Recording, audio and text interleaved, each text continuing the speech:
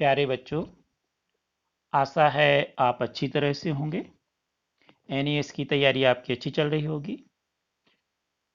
8वीं में गणित अभ्यास प्रश्न बैंक के प्रश्न 1 से 40 तक आपने तैयार कर लिए होंगे और साप्ताहिक टेस्ट भी आपके अच्छे जा रहे होंगे। आज हम प्रश्न 41 से 60 पर बात करेंगे। तो सबसे पहले हम देखते हैं प्रश्न 41। यह प्रश्न घातांक नियम पर आधारित है। 3 पर 4 की घात बटे 3 पर 4 की घात गुणे 3 पे 3 की घात का मान ज्ञात करिए। 3 पे 7 की घात बटे 3 पे 4 की घात गुणे 3 पर 3 की घात बराबर। अब यहाँ पर अंश तो ज्यों का त्यों हम लिख देंगे 3 पर 7 की घात। अब हर में आप जानते हैं कि यदि आधार समान है तो गुणा में घातें जुड़ जाती हैं। तो 4 और 3 जुड़ जाएगा तो 7 हो जाएगा, तो हर में हो जाएगा 3 पर 7 की घात। इसी तरह आधार समान हो तो भाग में घातें घट जाती हैं। 3 पर 7 ऋण 7 यानी 3 पर 0 की घात, और 0 की घात होने पर किसी भी पद का मान 1 हो जाता है, तो इसका उत्तर आएगा 1। अगला प्रश्न भी घातांक नियम पर आधारित है। 42वां प्रश्न। 2 पर 3 की घात कोष्टक बंद और उसके ऊपर 2 की घात। इसी तरह 3 पर 2 की घात कोष्टक में और उस पर 3 की घात। घातांक नियम के अनुसार यदि किसी पद पर घात है तो उन घातों का आपस में गुणा हो जाता है। तो हम देखें 2 पे 3 की घात पुस्तक में और उस पर 2 की घात, तो 2 का गुणा 3 में होगा घातों का, तो हो जाएगा 2 पर 6 की घात। इसी तरह यहाँ 3 पे 2 की घात और उस पर पुस्तक के ऊपर 3 की घात, तो 3 दूनी 6, तो यहाँ पर 3 पर 6 की घात। अब घातांक नियम में यदि आधार अलग अलग हैं, असमान हैं और घातें समान हैं, तो आधारों का गुणा हो जाता है और वह घात उस पर आ जाती है। तो यहाँ पे 2 गुणे 3 कोष्टक में हो जाएगा और इस पर आ जाएगी 6 की घात। तो हमारा उत्तर हो जाएगा 2 गुणे 3 कोष्टक में और 6 की घात। अगला प्रश्न 43। यदि पृथ्वी का द्रव्यमान 5.976 गुणे 10 पे 24 की घात किलोग्राम और यूरेनस ग्रह का द्रव्यमान 8.68 गुणे 10 पे 25 की घात किलोग्राम है, तो किसका द्रव्यमान अधिक? तो जब ऐसा प्रश्न आए तो सबसे पहले आप देख लीजिए कि मानक रूप में लिखा है कि नहीं। मानक रूप क्या है? तो मानक रूप में देखने के लिए शून्य के पहले, दशमलव के पहले शून्य नहीं होना चाहिए। 1 से लेकर 9 तक के अंक होने चाहिए, तो हैं इसमें देखिए। अब इसके बाद गुणा में जो 10 पर घात है, जिस पे ज़्यादा होगी उसका मान ज़्यादा और कम होगी तो कम। और अगर दोनों की घातें बराबर हैं 10 पर, तो फिर हम इसके गुणा में जो आगे लिखा है उसके अनुसार हम देख सकते हैं। तो यहाँ पर यूरेनस में 10 पर 25 की घात है, जबकि पृथ्वी में 10 पर 24 की घात। तो निश्चित तौर पर यूरेनस ग्रह का द्रव्यमान पृथ्वी के द्रव्यमान से अधिक होगा। अगला प्रश्न 44।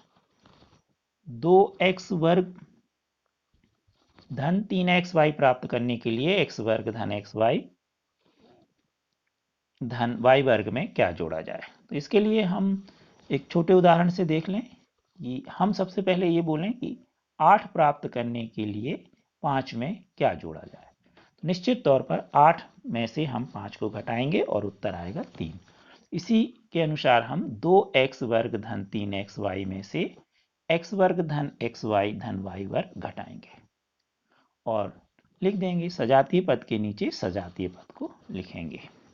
2x वर्ग धन 3xy और नीचे लिखेंगे x वर्ग धन xy धन y वर्ग।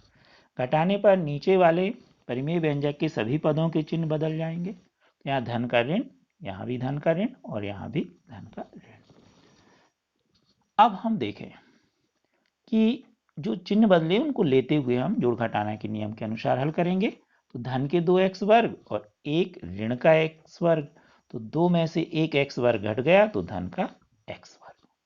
धन के 3xy ऋण के 1xy, तो धन के 2xy और यहाँ हो जाएगा ऋण y वर्ग। तो हमारा उत्तर आ जाएगा x वर्ग धन 2xy ऋण y वर्ग। अगला प्रश्न 45वां। y वर्ग में से ऋण 5y वर्ग घटाने पर क्या प्राप्त होगा? पिछले प्रश्न के अनुसार y वर्ग के नीचे हम ऋण 5y वर्ग लिखेंगे, घटाएंगे, चिन्ह बदल जाएगा, ऋण का धन हो जाएगा, धन 1y वर्ग धन 5y वर्ग बराबर 6y वर्ग। तो हमारा उत्तर आएगा 6y वर्ग। 46वां प्रश्न, 8x बटे 9 ऋण 5x बटे 9 का मान क्या होगा? तो इसे हम सामान्य जोड़ घटाने के नियम के अनुसार भिन्नों के या परिमेय संख्याओं के अनुसार हम हल कर देंगे, हमारा उत्तर आ जाएगा 8x बटे 9 ऋण 5x बटे 9। तो दोनों के हर में 9 है तो लघुत्तम 9 होगा और ऊपर किसी तरह का गुणा नहीं होगा जैसा आप जानते हैं। तो 8x ऋण 5x, 8x में से 5x घट गए तो 3x, तो बराबर 3x बटे 9 घट गए तो x बटे 3, तो उत्तर आएगा x बटे 3। अगला प्रश्न 47, माइकल के पास कुछ कंचे हैं जिनकी संख्या रवि के कंचों की संख्या के 5 गुने से 10 कम है। यदि रवि के पास x कंचे हैं तो माइकल के पास कंचों की संख्या क्या होगी? अब हम देखें रवि के पास x कंचे हैं तो x कंचों का 5 गुना, गुने का मतलब होता है गुणा, तो x का 5 गुना होगा बराबर 5x। अब 5x 5 गुने से 10 कम, तो 5x से 10 कम होगा 5x ऋण 10। कब गुणा होता है, कब जोड़ते हैं, कब घटाते हैं, कब भाग करते हैं, यह सारी चीजें हम आपको सूत्र वाले वीडियो में बता देंगे। प्रश्न 48, बीजीय व्यंजक ऋण x पे 4 की घात y पे 6 की घात में संख्यात्मक गुणांक ज्ञात कीजिए। संख्यात्मक गुणांक ज्ञात करने के लिए किसी भी बीजीय पद के बाईं ओर चिन्ह सहित जो संख्या होती है वही उसका संख्यात्मक गुणांक कहलाती है। तो ऋण x पे 4 की घात y पे 6 की घात, तो हम पहले x पे 4 की घात y पे 6 की घात को गुणा करके अलग लिख, अब इसके आगे ऋण है तो हम ऋण लगा दें। अब आगे कोई संख्या नहीं लिखी, निश्चित तौर पर 1 कहलाई तो हम 1 लिख दें। तो हमारे इसमें गुणा करने पर मिला ऋण 1, तो इसलिए इसका जो संख्यात्मक गुणांक होगा वह ऋण 1 होगा। 1 को छोड़ करके बाकी कोई भी संख्या होगी वह लिखी रहेगी। रानी किसी पुस्तक का 1/2 भाग एक दिन में पढ़ती है, शर्मा उसी पुस्तक का 25% भाग एक दिन में पढ़ती है, तो कौन पुस्तक का ज्यादा भाग पढ़ती है? तो हम रानी ने 1/2 भाग पढ़ा तो उसका हम प्रतिशत में मान बदल दें। तो 1/2 को प्रतिशत में दर्शाने के लिए 1/2 गुणे 100 हल करने पे आया 50%, यानी रानी ने 50% पुस्तक पढ़ी और सलमा ने 25। तो कौन ने ज्यादा पढ़ी? रानी ने सलमा से ज्यादा पुस्तक का भाग पढ़ा। 50वां प्रश्न, किसी शाला में सत्र 2019-20 में 200 छात्र अध्ययनरत थे, सत्र 2020-21 में अध्ययनरत छात्रों की संख्या 180 रह गई, छात्रों की संख्या में कमी का प्रतिशत क्या हुआ? तो सबसे पहले हम देखें छात्रों की संख्या में कमी, तो 200 में से हम 180 घटाएंगे तो 20, यानी 20 छात्र कम हो गए। तो 200 में हम जो 20 है उसका हम प्रतिशत में व्यक्त कर दें, तो 20/200 गुणे 100 हल करने पे आया 10%, तो 10% संख्या छात्रों की कम हो गई। एक मोटरसाइकिल 3.5 लीटर पेट्रोल में 157.5 किलोमीटर चलती है, तो यह गाड़ी 1 लीटर यानी प्रति लीटर में कितनी दूरी तय करेगी? तो सबसे पहले हम जो कुल चली गई दूरी है उसमें हम जितने लीटर पेट्रोल खरीदा उसका भाग कर दें।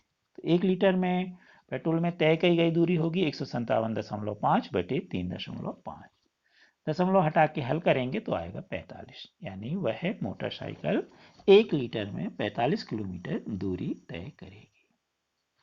अगला प्रश्न है, रानी को कक्षा 7वीं की परीक्षा में 96% अंक प्राप्त हुए, यदि सभी विषयों के कुल अंकों का योग 750 है तो रानी को कितने अंक प्राप्त हुए?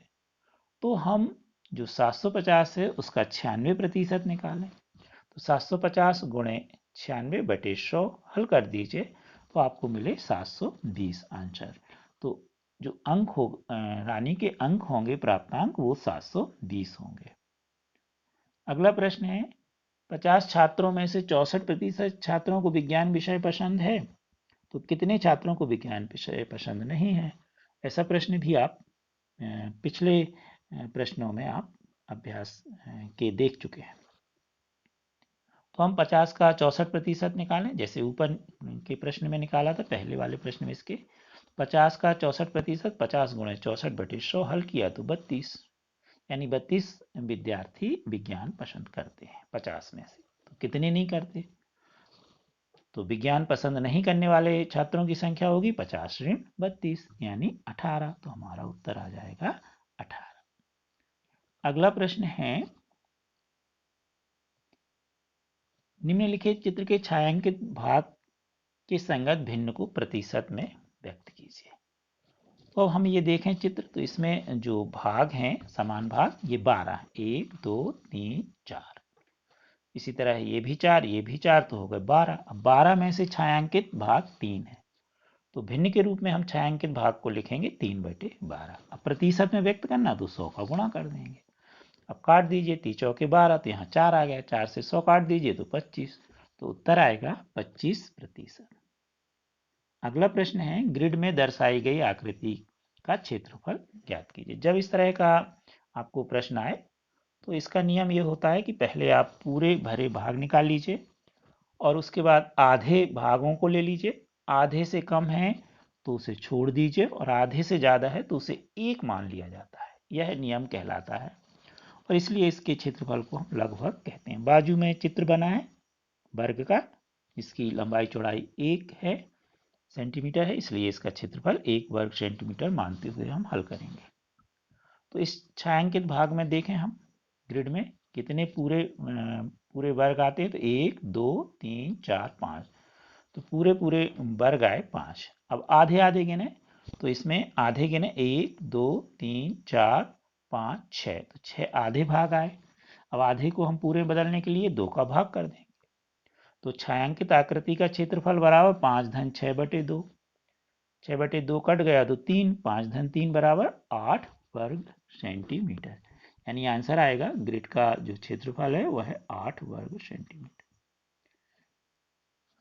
अगला प्रश्न भी कुछ इसी तरह से है, निम्नलिखित आकृतियों को देखिए और सही विकल्प जो आपको 4 दिए रहेंगे उसमें से आपको छांटना है।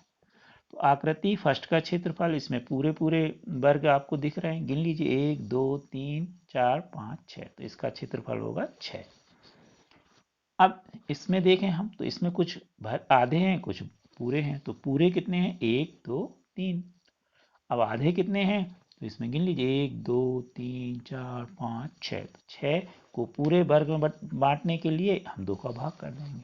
तो आकृति 2 का क्षेत्रफल होगा 3 धन 6/2, काट दीजिए तो 3 आ गया, तो 3 धन 3 बराबर 6।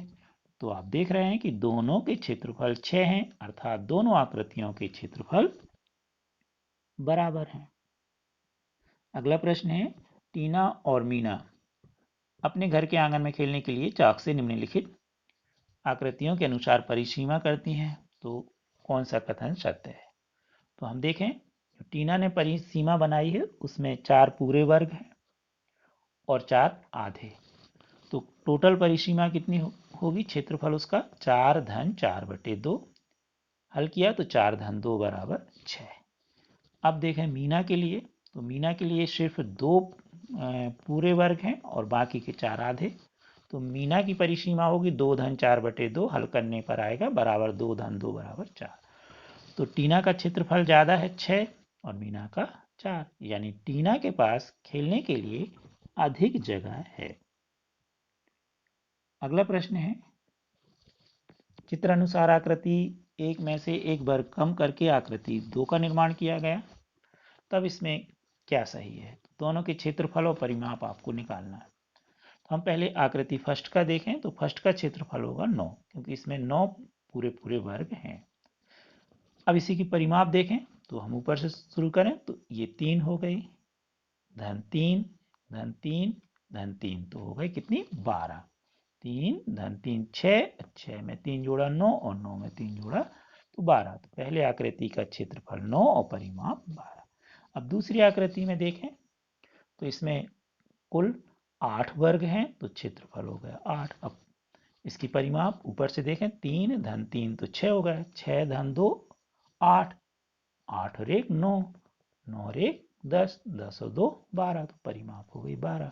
तो जो आकृति 2 है इसका क्षेत्रफल तो कम है आकृति फर्स्ट से, परंतु परिमाप बराबर हैं। अगला प्रश्न जो है इसमें पत्तियों के चित्र बने हैं और जैसे पहले इसी तरह के सवाल में हमने समझाया कि कब क्या लेते हैं, तो उसके अनुसार हम इसके क्षेत्रफल को देखेंगे।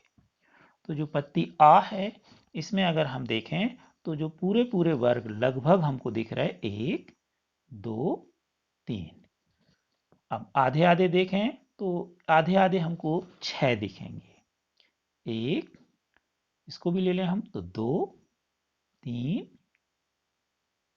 फिर यहाँ ये आ जाएगा 4, फिर ये 5, फिर ये 6, तो 6/2 यानी 3, तो 3 धन 3 बराबर 6। ये अलग अलग आप लेके हल कर सकते हैं। इसी तरह पत्ती बा का देखें तो 3 भरे भाग हैं और 4 लगभग हमको आधे या आधे से थोड़ा बहुत कम दिख रहा है, तो 4/2।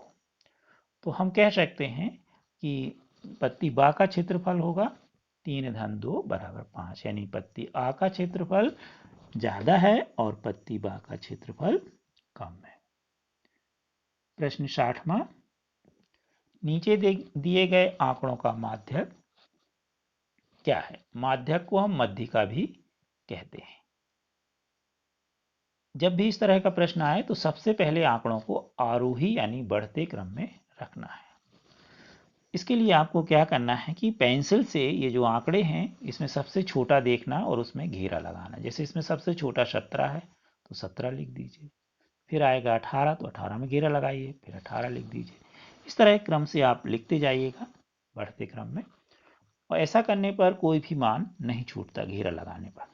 हमने इसलिए नहीं लगाया कि हम लगाएंगे तो सभी में लग जाएंगे। अब हम देखें इसकी मध्यिका या माध्यक क्या है। तो इसका एक सूत्र है, इनको गिन लीजिए 1 2 3 4 5 6 7। विषम है तो विषम में माध्यक का सूत्र है बराबर n धन 1/2 वें पद का मान। अब यहाँ n यानी ये जो संख्या है आंकड़ों की 7 थी, 7 धन 1/2 यानी 8/2 यानी चौथे पद का मान। अब शुरू से चौथे नंबर पे गिन लीजिए 1 2 3 4 25 है, इसलिए इसका उत्तर 25 आएगा।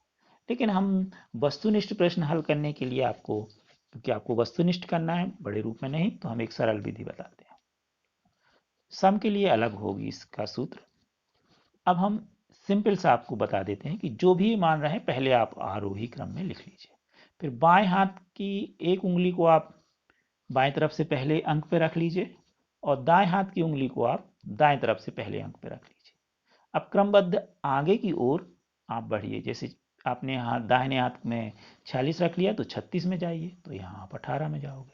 यहाँ 35 में जाओगे तो यहाँ 24 में जाओगे। तो अब आपको बीच में कौन मिल गया? 25, तो यही उत्तर हो जाएगा। अब मान लो कि इसमें 8 अंक होते और यहाँ 50 होता, तो दाहिनी उंगली पहली 50 पे जाती और यहाँ 17 पे जाती, तो यहाँ 18 पे जाती तो यहाँ 46 पे, यहाँ 36 पे जाती तो यहाँ 24 में। तो अब आपको ये 2 अंक मिलते बीच में। तो फिर क्या होगा माध्यक? तो इन दोनों को जोड़ेंगे 25 और 35 को और 2 का भाग कर देंगे। कब? जब सम हो। विषम में तो सीधे एक ही मान मिलेगा। तो ये एक सरल विधि है। आपने हमारे सभी वीडियो देखे, आशा है आपको गणित सरल लगी होगी। हमारे सभी वीडियो को देखने के लिए हमारे चैनल को सब्सक्राइब करें, आपस में अपने दोस्तों को शेयर करें, बेल आइकॉन का बटन दबाएं, और हमारा ये मानना है कि आप गणित को कठिन विषय न मानते हुए सरल विषय मानिएगा, और आशा करते हैं कि आपको गणित बहुत सरल लगेगी। Thank you.